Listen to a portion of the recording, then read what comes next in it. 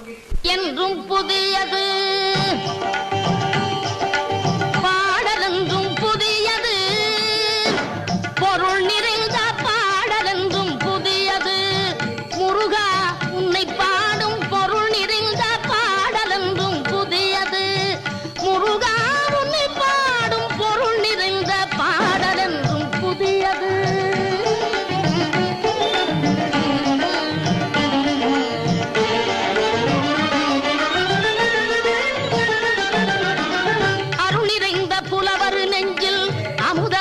தமிழ் கொடுத்த பொருள் நிறைந்த பாடல் என்றும் புதியது.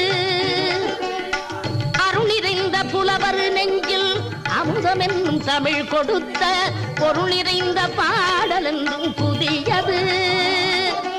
முருகன் என்ற பெயரில் வந்த அழகே என்றும் புதியது. முருகன்